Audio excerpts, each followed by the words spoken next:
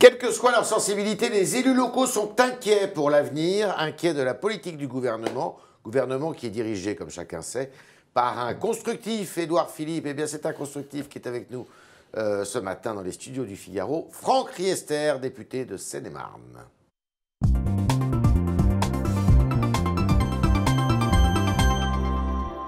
Président du groupe à l'Assemblée nationale. Bonjour, bonjour Franck Riester. Bonjour Yves Tréhard. Alors ça gronde chez les élus locaux, taxes d'habitation, ils sont inquiets, ils ont peur que, eh bien, ils n'aient pas l'équivalent, le RSA. Alors là, on vient d'apprendre que normalement le gouvernement devrait faire un geste pour les mineurs isolés qui coûtent très cher aussi au département, mais c'est à tous les étages des collectivités territoriales que ça bouge. Oui, disons que depuis des années, les élus locaux ont été échaudés par les engagements des différents gouvernements. Ouais. L'État n'a pas tenu ses engagements. L'État demandait des efforts et lui ne les faisait pas forcément. D'accord. Et transférait des compétences sans en assurer les financements sur le long terme. Ouais. Vous parliez du RSA et c'est vrai d'un certain nombre d'autres compétences. Donc je crois qu'il faut restaurer le lien de confiance entre les collectivités territoriales et l'État. Ouais. C'est fondamental. Ouais. Je crois que la détermination du Premier ministre et aussi du Président de la République est totale de ce point de vue-là. D'accord. Nous, on a fait un certain nombre de remarques au niveau des groupes Les Constructifs sur la demande de l'État de réduction des dépenses des collectivités territoriales, en disant attention de ne pas forcer trop la marche de réduction des dépenses publiques. Les collectivités ont fait déjà beaucoup de réduction. Du coup, c'est l'État qui va réfléchir sur lui-même. Et donc, je pense qu'ils ont compris qu'il fallait peut-être être moins exigeant dans les demandes faites aux collectivités territoriales de réduction des dépenses. Vous avez conscience aux collectivités territoriales aussi de ne pas montrer une absence de détermination à aller dans ce sens. Et surtout, toutes les collectivités territoriales ne peuvent pas être mises sur le même plan. Vous ne pouvez pas comparer une commune rurale qui est déjà exsangue en termes de financement et un certain nombre de collectivités territoriales, notamment des grandes municipalités, des régions ou des départements. Quoique les départements, il y a les dépenses sociales qui les grèvent d'une façon très importante, qui doivent mieux s'organiser, mieux se structurer et de le faire en étant responsables. Quand je vois... Attendez, vous avez conscience que départements, régions, grandes villes, la plupart de ces collectivités territoriales sont dirigées par des anciens amis à vous, d'une certaine façon. Des amis à moi, bien sûr, que je continue d'avoir beaucoup d'amis chez les élus locaux. Un point, justement, par lequel ils pourraient rentrer pour s'opposer au gouvernement, les élus de droite, non ?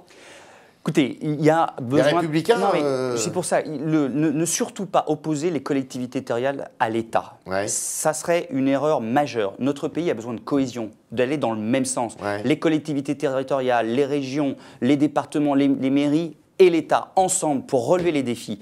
À l'État de montrer l'exemple, à l'État de dire « Ok, on veut que les collectivités territoriales s'organisent mieux, mais nous, on va commencer par nous-mêmes. » Et là, on peut demander un peu plus de précision sur la façon dont l'État va se réorganiser pour faire des économies.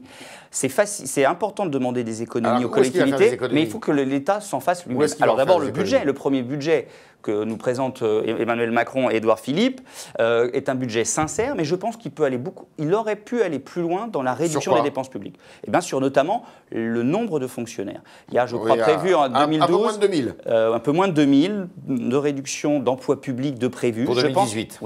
Je pense que c'est difficile de penser tenir les 120 000 réductions qui étaient l'engagement d'Emmanuel Macron sur le quinquennat. Quand on commence par 2000. Pour autant, si on veut que ce ne soit pas des dépenses là où ça fait mal, mais des réductions d'effectifs pertinents, ça nécessite une grande réforme de l'organisation des structures de l'État. Le gouvernement, le Premier ministre, le ministre de l'économie et le ministre... On en parle sans arrêt, mais où est-ce qu'on les fait ? Puisque la police, on veut la sanctuariser, la gendarmerie... L'armée, vous avez raison. L'école. Alors, il y a deux choses. Il y a d'abord concentrer les budgets sur le régalien, sur les missions premières que vous avez rappelées de l'État. Tout le monde est d'accord. Mais ça veut dire qu'il faut baisser un certain nombre d'interventions sociales. Mais où ? Notamment parce que ces interventions-là vont pas suffisamment à celles et ceux qui en ont le plus besoin. Et donc, il y a besoin de moderniser ces politiques publiques d'intervention sociale. Quand l'État s'attaque... politique publique d'intervention sociale ? Par exemple, le logement social. Quand l'État s'attaque à la question des APL, je pense qu'il a besoin de clarifier la politique globale de logement par ailleurs. Mais quand il s'attaque à cette politique-là, il va dans le bon sens. Quand il s'attaque aux emplois aidés, il va dans le bon sens. Quand d'ailleurs nos amis, un certain nombre de mes amis, pas tous, parce que certains ont le courage de dire que ça va dans le bon sens, mais quand certains, notamment les dirigeants des Républicains, critiquent ce gouvernement qui réduit les emplois aidés, alors même qu'on sait que c'est un outil utile dans un certain nombre de cas, mais c'est un des grands arguments de campagne de François Fillon et de la droite, et qu'aujourd'hui ce gouvernement essaye de réduire les emplois aidés pour justement récupérer des moyens financiers pour autre chose, notamment pour la formation professionnelle, l'apprentissage et l'accompagnement pertinent des chômeurs, c'est à en perdre toute réalité de ce que doit être l'engagement politique. L'engagement politique, c'est pas ça. Qu'est-ce que vous répondez à ceux qui disent que Macron est centralisateur ? Je réponds qu'il doit montrer davantage de confiance aux collectivités territoriales. D'accord, vous êtes d'accord avec ça ? Je ne suis pas d'accord complètement avec ça, mais je pense qu'il a besoin de montrer que ce qu'était son discours de campagne, qui était de dire je fais confiance au terrain, il ne le démontre pas suffisamment dans ce début de quinquennat.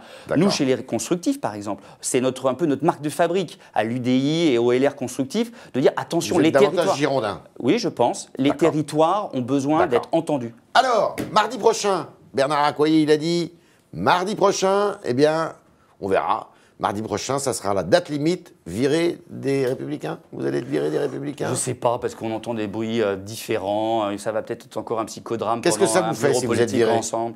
Moi, j'ai commencé à militer à 15 ans au RPR, puis après à l'UMP, et ensuite aux Républicains. C'est pas de gaieté de cœur que je vais être obligé, manifestement, de ne plus être dans ce parti de la droite. Vous n'êtes pas parti mais en même temps, je vois que ce parti, les Républicains, qui va être dirigé demain par Laurent Wauquiez, qui est déjà, oui, évidemment, de toute façon, c'est une parodie d'élection. Tout est déjà dealé entre un certain nombre de dirigeants, notamment issus de la sensibilité sarkozyste, avec Laurent Wauquiez, pour qu'il soit président du parti. Et c'est vraiment c'est quoi le deal ? Il n'y a pas de... le deal, c'est on garde notre pouvoir et puis on donne la présidence du parti et on conserve cette ligne identitaire, autoritaire, ultra-conservatrice, souverainiste, qui est loin des principes fondateurs d'ailleurs de l'UMP. Et c'est pour ça que quelque part, je suis à la fois triste et en même temps... Pourquoi vous n'en partez pas, vous, alors, de votre chef, de votre propre chef ? Moi, je suis en politique, je pense qu'on peut essayer de convaincre les gens. Vous leur tendez un piège. Je pense qu'on peut convaincre les gens. Vous leur tendez un piège. Fait des... Non, parce que si exclusion, s'il prononce l'exclusion, non, pas du tout. Ça fait coupeur de tête, ça. Mais non, mais attendez, on ne s'engage pas en politique pour tendre des pièges aux uns et aux autres, on s'engage en politique pour agir, pour mettre en œuvre la politique pour laquelle on croit. Mais Bruno Le Maire, il est parti, lui. Mais il est parti, il s'est présenté En Marche à un moment donné parce qu'il était au gouvernement, il a fait ce choix-là. C'est son choix, je le respecte. Moi, j'ai fait un choix différent. Je suis de droite. Je veux continuer à défendre mes idées de droite. Pas de la droite identitaire, autoritaire, qui flirte plus que flirter, mais qui a beaucoup de discours communs avec le Front National, celle de Laurent Wauquiez et celle des dirigeants actuels des Républicains pour beaucoup d'entre eux. Vous verriez ça de Florence Portelli, par exemple, qui se présente aussi ? Écoutez, en tout cas, moi, elle a un discours très dur sur un certain nombre de sujets qui ne me semble pas correspondre à ce que doit être le grand parti de la droite républicaine. Quand il y a une incapacité de Laurent Wauquiez et d'un certain nombre de ceux qui le soutiennent d'être clair vis-à-vis de le Front National entre les deux tours des présidentielles, de cautionner le vote blanc, voire d'assumer d'avoir voté blanc, mais c'est loin des principes fondateurs, des pères fondateurs justement de l'UMP. Vous êtes d'une droite moderne. Attendez, moi je suis décidé à ce qu'une droite libérale, sociale, européenne, réformiste et humaniste puisse exister dans le paysage politique français. Macron, il est de droite ? Macron, il a une politique qui, par bien des aspects, est conforme à mes idées de la droite. Oui, bien évidemment. Et il met cette politique en œuvre par un Premier ministre qui est issu de nos rangs, un ministre de l'économie issu de nos rangs et un ministre du budget issu de nos rangs. Quand on voit le cinéma, le théâtre des députés, les Républicains aujourd'hui qui attaquent le gouvernement sur ce budget, alors que jamais on a eu un budget allant aussi dans la direction des entreprises. Quand on a Éric Woerth qui dit qu'il n'y a rien sur la compétitivité des entreprises, alors ils vont baisser l'ISF, ils vont baisser la fiscalité sur le capital. Ils sont discrédités. Dans notre pays, sans capital, on ne peut pas avoir le financement des entreprises pertinentes. Ils sont discrédités. C'est plus que discrédité. Alors, ils sont ridicules. C'est indécent. Franck Esther, si vous êtes exclu mardi prochain, vous créez un nouveau parti ? Écoutez, nous prendrons nos responsabilités. Ça veut dire quoi ? Ça, je connais la formule. Non, c'est pas une formule. Est-ce que vous allez créer un nouveau parti ? On ne crée pas un parti comme ça. On crée un parti parce qu'on estime qu'à un moment donné, des idées sont dans le pays, partagées par un certain nombre de personnes qui doivent se transmettre, s'incarner dans le cadre d'un parti politique. Donc oui, on prendra nos responsabilités et nous travaillons. Oui, nous si manifestement nous ne réussissons pas à en convaincre la dirigeante des Républicains à changer leur façon de faire de la politique, exclure plutôt que rassembler, arrêter de flirter avec le Front National et retrouver une ligne plus conforme à la ligne de la droite républicaine qui a toujours été celle de l'UMP et avant de l'URPR et de l'UDF, on créera un nouveau parti de la droite qui libérale, pas les constructifs, social, européen, humaniste et réformiste, qui travaillera en partenariat avec l'UDI, comme on le fait au niveau du groupe. Alors. En partenariat avec l'UDI, comme on le fait au groupe Les Constructifs à l'Assemblée nationale. Et cette nouvelle alliance, finalement, de la droite et du centre aura vocation à se structurer, pourquoi pas demain dans une confédération, une fédération, à en parler avec nos partenaires de l'UDI. C'est plus vivable, un Premier ministre sans parti ici ? Si vous créez ce parti, ça sera pour lui. Je n'aime pas trop les expressions galvaudées du style son parti, c'est le pays. Mais enfin, quand vous êtes Premier ministre de la France, vous avez suffisamment à faire avec les affaires du pays pour ne pas vous occuper des affaires partisanes. Donc, moi, je comprends tout à fait Édouard Philippe quand il dit que si jamais il devait être exclu des Républicains, eh ben, il se concentrera d'abord et avant tout au pays. Qu'est-ce qu'il y aurait dans ce nouveau parti ? Des noms. En tout cas, on travaille déjà avec Thierry Solaire, bien évidemment, vous le savez bien. Thierry Solaire, et puis beaucoup de députés LR qui font partie de notre groupe, des sénateurs, des maires. Ne soyez pas impatients. Yves Tréhard, vous le verrez bien le moment venu si on prend la décision de créer ce parti. J'espère qu'encore les Républicains changeront de fusil d'épaule. Je n'y crois de moins en moins. Il reste quelques jours seulement. J'y crois de moins en moins, malheureusement, parce que manifestement, et Laurent Wauquiez et celles et ceux qui ont décidé de le mettre à la présidence des Républicains ont décidé d'avoir une politique tournée vers le Front National, vers la droite radicalisée, plutôt que tournée vers le rassemblement de la droite républicaine. Ce nouveau parti verra le jour avant les élections pour la présidence des Républicains. Il n'y a pas de décision de prise de créer le parti, donc encore moins de calendrier. Bon, vous pourriez en être le président ? Ça sera de toute façon, je considère que la façon de faire de la politique moderne dans un parti, dans un mouvement politique, c'est du collectif. Donc ça sera d'abord et avant tout des femmes et des hommes qui ont envie de défendre des idées, celles d'une droite libérale, sociale, européenne, humaniste et réformiste. Réformiste, voilà, c'était bien les réponses de Franck Riester à mes questions.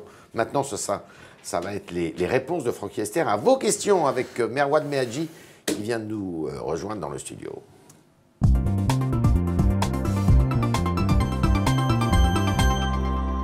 Bonjour.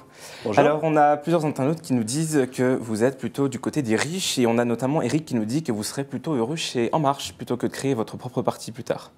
Écoutez, moi je ne souhaite pas être dans le parti d'un président ou du président. Je veux être libre. Je veux défendre des idées de la droite, une droite modérée. Donc il est exclu que vous rejoigniez En Marche ? Je ne rejoindrai pas En Marche. Je souhaite créer, si les Républicains continuent dans ce chemin-là, de créer un nouveau parti, un parti qui ne sera pas un parti des riches, mais qui défendra des idées de droite libérale, sociale et européenne. Quand Emmanuel Macron et le gouvernement suppriment l'ISF, ce n'est pas pour faire un cadeau aux riches. Partiellement. Partiellement, enfin les 3/4 de l'ISF. J'aurais souhaité que ça soit à la totalité, effectivement. Et c'est peut-être ce qui fait la différence, peut-être, avec En Marche. Je souhaitais la suppression totale de l'ISF. Pourquoi ? Parce que c'est un impôt anti-économique. Ça fait fuir les capitaux dont les entreprises ont besoin. Et puis en plus, c'est un message, celui de la culpabilisation de ceux qui réussissent, qui est à mon avis un message très contre-productif dans notre société. Germaine dit, n'aviez-vous pas vu venir cette casse politique finalement ? Si, je l'avais vu venir. Ça fait des années que je dis qu'il faut des nouveaux visages, des nouvelles pratiques. Parce que depuis le mois d'août, vous pensiez être exclu. Des nouveaux visages, des nouvelles personnes en responsabilité. C'est pour ça que j'ai choisi de suivre Bruno Le Maire pendant la présidence, la campagne pour la primaire de la droite et du centre, parce que je pensais qu'il fallait un nouveau visage, une nouvelle pratique, des nouvelles idées à la tête de notre famille politique pour représenter notre famille politique à la tête pour les élections présidentielles. Manifestement, les Français en ont jugé autrement, mais derrière, ils ont choisi Emmanuel Macron qui incarne un nouveau visage en politique. Il y a 7 ans, vous étiez rapporteur du projet de loi Hadopi. Considérez-vous que c'est un échec, nous dit Léa ? Hadopi. Alors c'est la Haute Autorité pour la diffusion des œuvres et la protection des droits sur Internet qui est censée lutter contre le piratage. Ouais, ce n'est pas suffisamment une réussite, ça c'est clair, notamment parce que le gouvernement qui a suivi le gouvernement de François Fillon, le gouvernement de Jean-Marc Ayrault, a supprimé la dissuasion qui était liée à la Hadopi, c'est-à-dire à la réponse graduée. La suspension de l'accès à Internet qui était l'arme de dissuasion qui devait dissuader les internautes de télécharger illégalement. Mais on n'a jamais voulu faire un texte répressif, on a voulu faire un texte de prévention. Expliquer aux Français que s'ils continuaient à télécharger illégalement, ils mettaient en cause le financement de la création dans notre pays. Léa nous parle du budget, parce qu'en 2016, il y a presque 9 millions d'euros qui étaient consacrés à Adopi, moins de 100 condamnations en 7 ans. Mais on n'a jamais voulu faire de... Et le streaming n'est même pas... non, mais on n'a jamais voulu faire de la Hadopi un outil de répression. C'est de la prévention. On a ceux-là même qui nous reprochent qu'il n'y ait pas eu suffisamment de sanctions étaient ceux qui nous disaient mais vous allez faire un outil de répression. Donc on leur expliquait que c'était de la pédagogie. Et la pédagogie, ça veut dire qu'on essaye de changer les comportements avant la répression. C'est le principe de la riposte graduée. Maintenant qu'il n'y ait pas suffisamment de résultats, ça c'est certain. Mais que l'idée dans notre pays d'avoir une autorité administrative indépendante qui réfléchisse à la façon dont on peut expliquer à nos compatriotes qu'il faut qu'ils aient des pratiques autorisées et pertinentes sur Internet, ça va dans le bon sens. C'est un espace public dans lequel il y a des règles et des règles à respecter. Valérie revient sur l'ISF, elle nous dit supprimer l'ISF et enlever 5 € aux APL, on marche sur la tête. Ces 5 € impactent encore plus les étudiants et les petits. Mais il ne faut pas tout mélanger. Il faut savoir quelle est la priorité d'un gouvernement en matière de politique économique. Ma conviction, c'est que ça fait des années qu'il n'y a pas de ligne claire en matière de politique économique.